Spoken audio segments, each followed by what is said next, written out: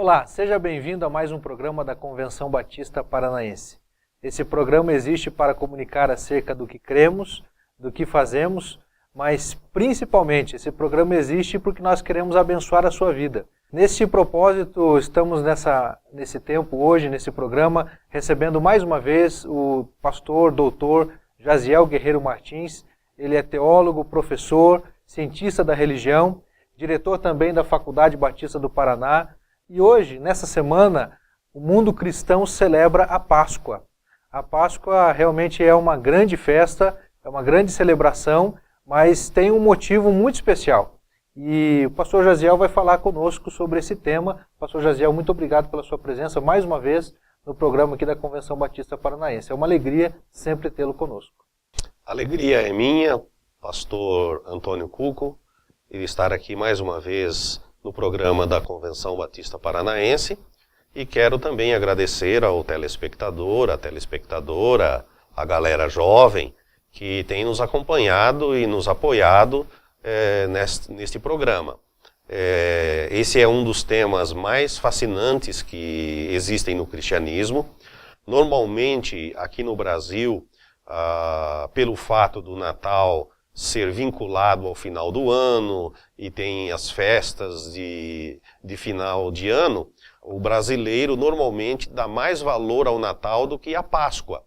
Mas em outros países cristãos, na Europa, em alguns deles, especialmente no mundo protestante, a Páscoa ela é vista com muito mais brilho, com muito mais vigor do que o próprio Natal. Porque o Natal seria o nascimento de Cristo, né, quando ele se encarnou e veio a este mundo. E a Páscoa foi o momento em que ele nos amou tanto que deu a sua vida em prol da humanidade. Por isso, a Páscoa é, no cristianismo, uma das maiores festividades, se não a maior delas. Quando e quem iniciou a Páscoa? Bem, a Páscoa ela é uma festividade de origem judaica, pastor Antônio. Se lermos lá no Antigo Testamento, nós vamos ver que o povo de Israel, ele ficou no Egito. Primeiramente, eles estavam ali trabalhando, depois tornaram-se escravos dos egípcios, em torno de quase 400 anos. Eles estiveram 430 anos no Egito, né, mas nem todo esse período foi de escravidão. Eles tiveram um período livre, a priori, né, no começo.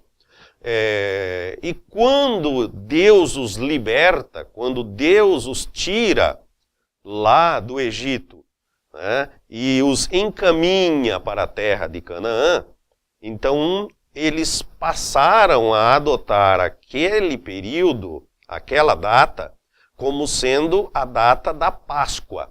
Então a Páscoa representa a libertação do povo de Israel da escravidão do Egito. Então é uma festa judaica que depois vai ser comemorada ano após ano e até hoje é comemorada pelos judeus, lembrando o momento em que Moisés, o grande profeta, é levantado por Deus para tirar o povo do Egito. Mas, pastor, o senhor falou que ano após ano celebra-se a Páscoa. Por que a data não é fixa? Por que nós celebramos a Páscoa às vezes no mês de março, às vezes até início do mês de abril? Como que funciona isso? A Páscoa ela é regida pelo calendário lunar e não pelo calendário solar. Então, como é que funciona a data da Páscoa? Por que não é sempre 20 de abril, não é 29 de março? Ela muda de ano após ano. É fácil. Basta você compreender o seguinte: tem o equinócio de outono aqui no Polo Sul, que seria o equinócio de primavera lá no Polo Norte. Normalmente isso acontece lá pelo dia 21, 22. Quando muda de uma estação. Quando muda de estação, aqui no nosso caso, de verão para outono. Então ali acontece o equinócio, né, onde o sol bate direto lá no Equador, né, na linha do Equador. Então, a conta é feita da seguinte maneira: como é um calendário lunar, regido pela lua, aí, depois desse equinócio, né, no nosso caso aqui de outono, quando tiver a primeira lua cheia, ok? Porque aí tem lua nova, lua cheia, como a lua é de 28 em 28 dias, ela fica pulando. Né? Não é sempre no mesmo dia do ano que tem lua cheia, que tem lua nova. Ela varia muito. O calendário lunar é diferente do calendário solar. Então a lua nova pode ser no comecinho, no final de março, pode ser no comecinho de abril, pode ser na metade de abril. Então, depois da lua cheia, né, o primeiro domingo que vem após essa primeira lua cheia, depois desse equinócio de outono, essa é a data da Páscoa. É o primeiro domingo depois da primeira lua cheia, após a mudança de verão para outono, aqui no nosso caso. Muito bem. O senhor comentou também acerca da Páscoa judaica e da Páscoa cristã. Qual que é a diferença da visão da Páscoa para os judeus e para os cristãos? Para os judeus, como já mencionara antes, representa a libertação do Egito, onde eles estavam escravos. Eles ficaram por um período em quase 400 anos na escravidão. Então eles foram retirados por Moisés, o grande líder dos judeus, considerado por alguns como o fundador do judaísmo, aquele mesmo que recebeu a tábua dos 10 mandamentos, e que demorou um período de 38 anos para eles chegarem até Canaã, que era a terra que Deus tinha prometido. Isso o nosso telespectador pode encontrar no livro de Êxodo, Levítico, Números e Deuteronômio, né? Que são os primeiros livros da Bíblia. Né?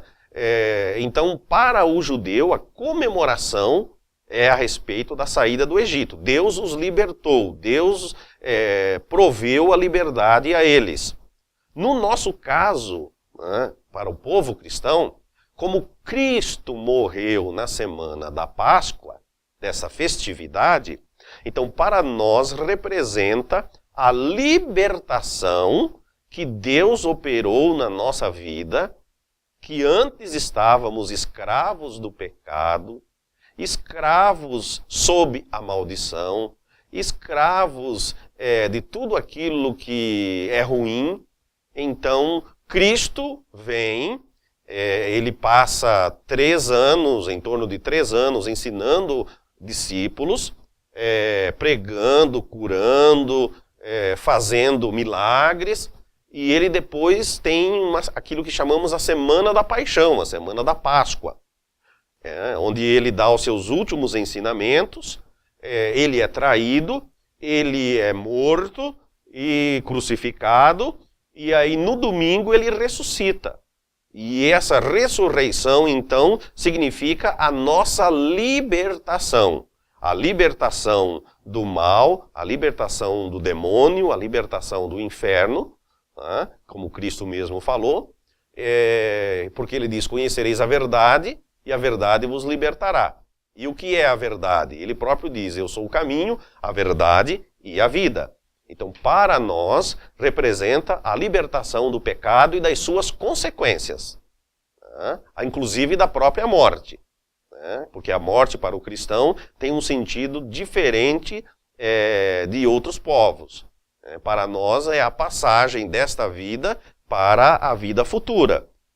E para nós, a Páscoa, ela é um sinal de que Cristo ressuscitou e foi o primeiro a ressuscitar.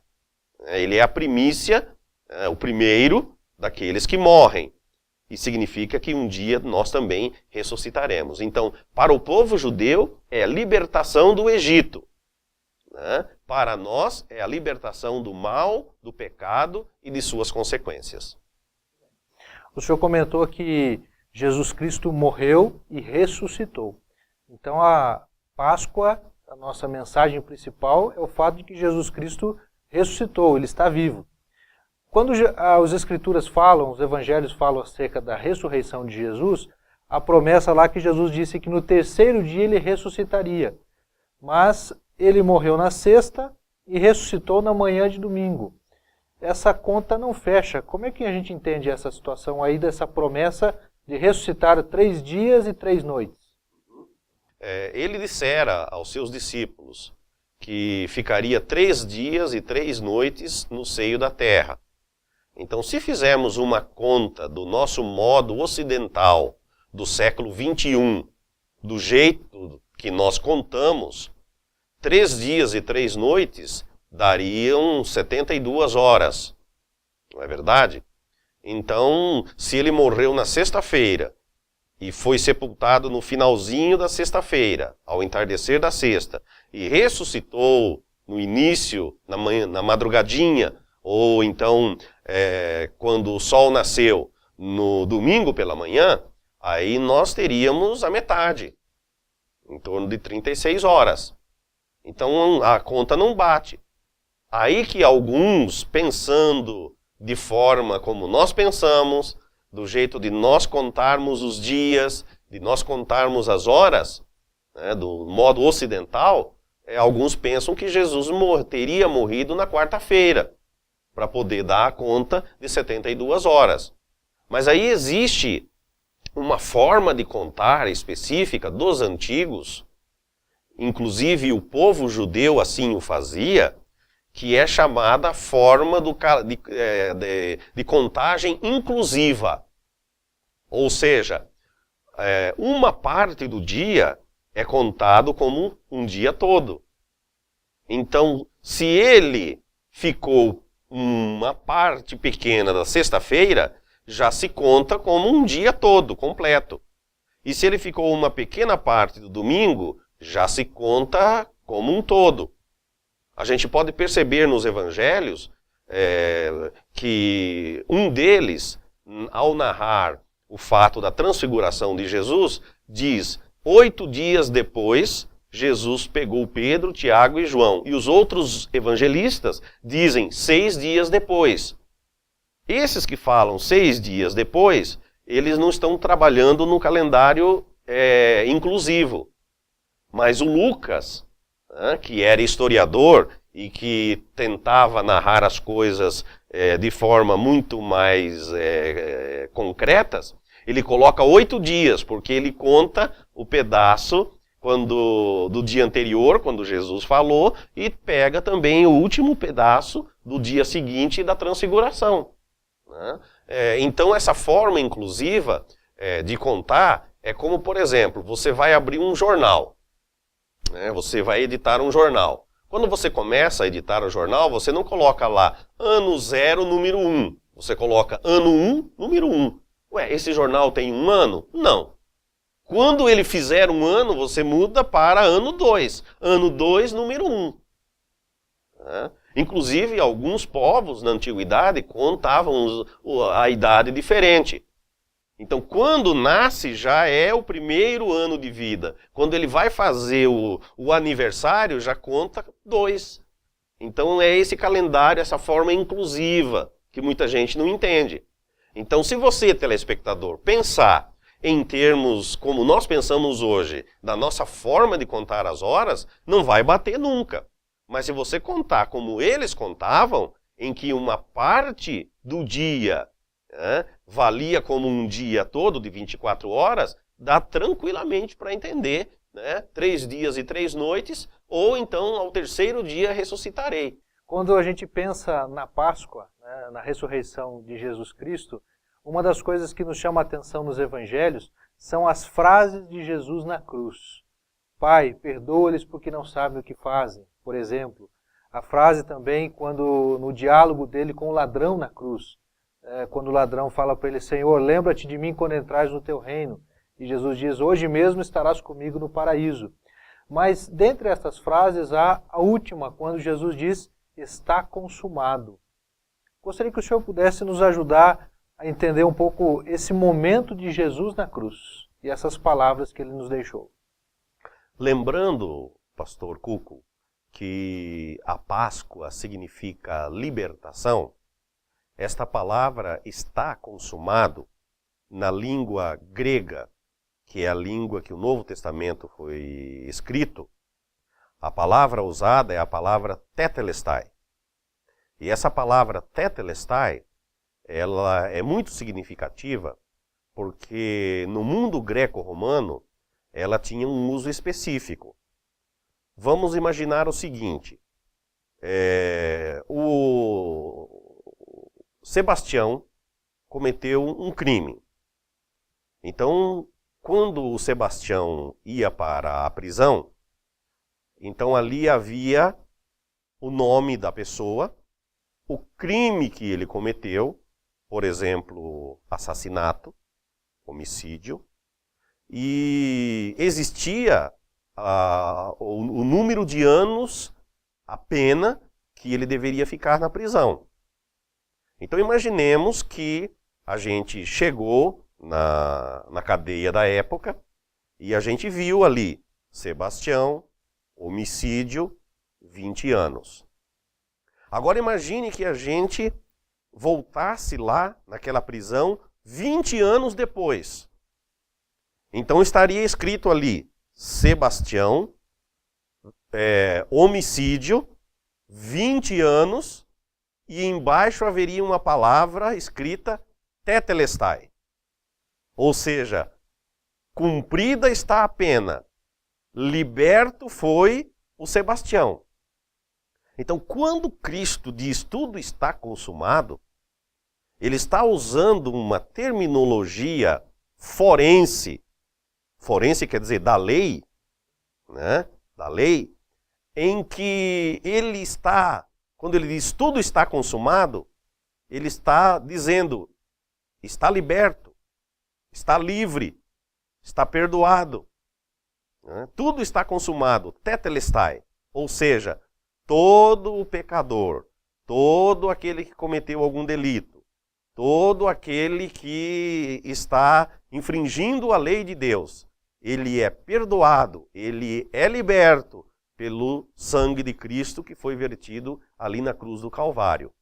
Então, este consumado não significa apenas que a vinda dele, o que ele veio fazer, estava terminado, porque ele ainda tinha que ressuscitar entre os mortos, ele ainda iria dar ensinamento aos discípulos, ele ainda tinha tarefa a cumprir. Então, o está consumado não é a obra de Cristo que está consumada. Está consumado o quê? Está consumado o perdão de pecados. Esta fase está vencida. Então, se tetelestai, está consumado, significa a liberdade do ser humano quando ele confia em Cristo.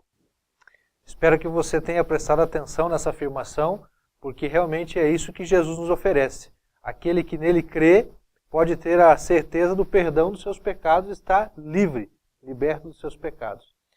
Mas essa libertação dos pecados, ela também existe porque Jesus Cristo ele cumpriu com a sua missão. Mas ele morreu e ressuscitou. Se Jesus não tivesse ressuscitado, ele teria cumprido a sua missão? Por que para o cristão é importante e nós celebramos a ressurreição de Jesus? Romanos 4, 25, lá o apóstolo Paulo ele vai dizer que Cristo morreu pelos nossos pecados e ressuscitou para a nossa justificação. Então, de forma sintetizada, nós poderíamos dizer que a cruz de Cristo, né, o morrer de Cristo, apaga as nossas transgressões, conserta o nosso passado. E a ressurreição, ela nos dá esperança para o futuro. Ou seja, se Jesus Cristo tivesse apenas morrido e não ressuscitado, a nossa fé seria vã como várias outras religiões, como seria uma crença apenas, uma filosofia de vida. Mas o fato dele ressurgir dentre os mortos garante para nós o nosso futuro. Então a nossa esperança está baseada no fato de que ele, ao ser soerguido dentre os mortos, né, levantar dentre os mortos, a nossa esperança futura está garantida. Ou seja, nós vamos ressuscitar também. É o que Paulo fala. Porque Cristo ressuscitou, nós também ressuscitaremos. Então, não estaria completa a missão de Cristo de forma alguma. E o próprio Paulo fala, se Cristo não ressuscitou, a nossa fé seria vã. Então, a maior festa, a maior alegria do cristão é a ressurreição de Cristo. Por isso que a Páscoa, o domingo de Páscoa, deve ser festejado com muita alegria, com muita vibração, com muito ânimo, porque ali foi a nossa vitória. Não que nós devemos ficar todos entristecidos na sexta-feira. Claro, a gente fica um pouco triste porque Cristo sofreu em nosso lugar, morreu. Né? E a morte de Cristo foi cruenta. Aliás, a morte de cruz é a pior forma de morte já inventada pelo ser humano. Não há espaço para nós falarmos nisso neste momento. Mas talvez um dia a gente volte para falar sobre isso. Mas por que foi necessário Jesus morrer? Porque a ressurreição ela está atrelada à Páscoa toda, à morte e ressurreição. Por que Jesus precisou morrer na cruz? Isso é uma questão que muitas pessoas não compreendem. Inclusive, muitos telespectadores podem, talvez, não compreender e não entender. A primeira coisa que precisamos dizer é o seguinte: quando o homem pecou, Deus fez o homem à sua imagem e semelhança. Mas quando o homem pecou, ele atingiu a santidade de Deus. Deus é totalmente santo. A gente usa uma expressão na teologia, ele é supinamente santo. Ou seja, ele é totalmente santo. E a santidade de Deus tem a ver com a sua infinitude. Então, quando o ser humano pecou em Adão, no fato dele pecar, ele atingiu a santidade de Deus, que é infinita. Portanto, foi contraída uma dívida infinita. Então, para pagar esta dívida, o homem finito não pode pagar. Se eu morresse, eu não me salvaria nem a mim mesmo. Eu não consigo apagar nem os meus pecados. Então, esta dívida infinita precisava de alguém infinito para pagar. Quem é infinito? Somente Deus. Agora, a dívida quem contraiu foi o homem, foi o ser humano, fomos nós. Então, o ser humano é que tem que pagar a dívida também. Então, nós tivemos aí um problema sério.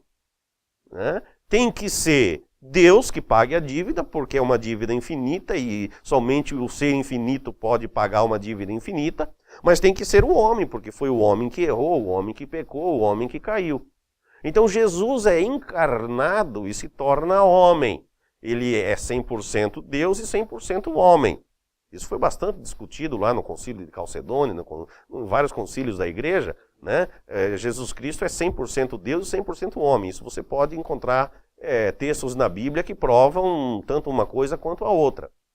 Então, Jesus, ele paga a dívida infinita com a sua morte, e ao mesmo tempo ele nos representa como seres humanos. Então, Deus aceita o sacrifício feito por Jesus, porque é alguém que representa a raça humana, mas ao mesmo tempo tem condições, como sendo Deus, de pagar essa dívida infinita. Aí alguém pode perguntar, mas então por que não é o Pai nem o Espírito Santo, é Jesus? Não quero entrar, meu telespectador, aí na questão da Trindade. Talvez um dia você me convoque para falar sobre a Trindade, né? Porque é um tema extremamente difícil. Mas por que teve que ser Jesus? Né? Paulo diz que o mundo foi feito por ele, com ele e para ele. E nele todas as coisas subsistem, em Jesus. Então o único ser hábil, habilitado, capaz, se o mundo foi feito por intermédio dele, sem ele nada do que foi feito se fez. Tudo foi feito nele. Nele todas as coisas subsistem. Quem é que deve executar este papel de reconciliador entre a humanidade e o divino? É Jesus Cristo. Então não podia ser nem o Espírito Santo e nem o Pai. Tinha que ser Jesus. Então não há nenhum outro meio de salvação se não for por Jesus. Por isso que a Bíblia apresenta Jesus como o único meio de salvação. É a graça de Deus no sacrifício de Jesus Cristo. Né? O apóstolo Pedro, ele diz assim, em nenhum outro há salvação, mas apenas em Cristo Jesus. Então a salvação é apenas em Cristo, né? Pela graça de Cristo, porque Deus trouxe a graça dele aos homens através de Jesus Cristo. Dr. Jaziel, é uma pena que o tempo não nos permite avançar nesse tema que é tão abrangente e que fala da essência da nossa fé. Mas eu quero agradecer mais uma vez a sua presença. O senhor trouxe contribuições aqui muito significativas. Eu tenho certeza que aqueles que acompanharam esse programa agora têm mais condições, mais conhecimento acerca da Páscoa. Que Deus abençoe a sua vida e esperamos tê-lo em outros programas também, quem sabe para falar sobre a Trindade e outros temas da nossa fé que são tão importantes. Muito obrigado, pastor Antônio, e que Deus abençoe a sua vida e o programa da Convenção Batista Paranaense, e que Deus também abençoe o nosso telespectador, nossa telespectadora. Se tiver alguma dúvida, é só entrar em contato, né, com o pastor Cuco, que ele vai poder responder as suas dúvidas, os seus questionamentos. Você é a razão desse programa. Nós passamos esse tempo aqui para que você pudesse ser abençoado. E quero deixar um texto bíblico que vai reforçar tudo isso que nós aqui conversamos e depois estar orando para que a bênção de Deus alcance a sua vida, alcance o seu lar, alcance você de forma integral. A palavra de Deus nos diz da seguinte maneira, na carta de Romanos, capítulo 5, versículo 8. Mas Deus nos mostra o quanto nos ama. Cristo morreu por nós quando ainda éramos pecadores. Esse texto fala do amor de Deus. Enquanto nós ainda pecadores, distantes dele, Cristo morreu para nos trazer salvação e vida eterna. Lembre-se, nós não estamos falando de religião, nós estamos falando de relacionamento com Deus, relacionamento com Jesus Cristo. Não é a igreja, a placa da igreja, a denominação que salva, não é a religião que salva.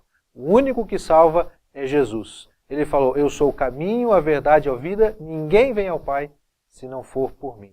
Por isso eu convido você agora a acompanhar esta oração e, se você assim desejar, reconheça Jesus Cristo como Senhor e Salvador da sua vida. Ore comigo.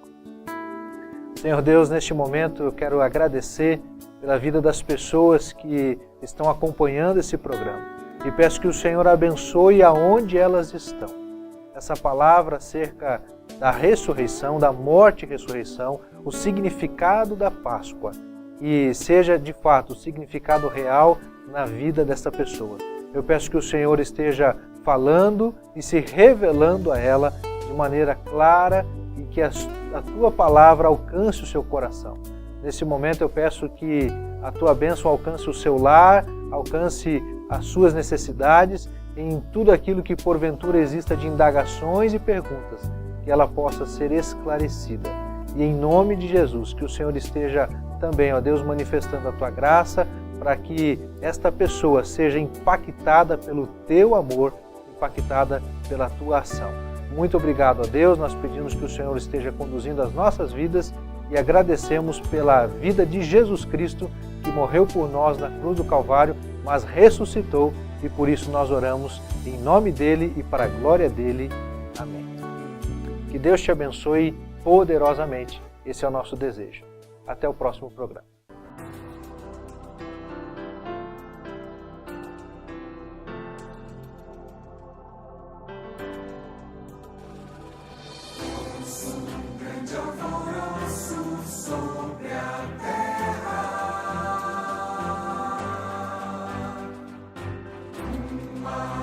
Se espalha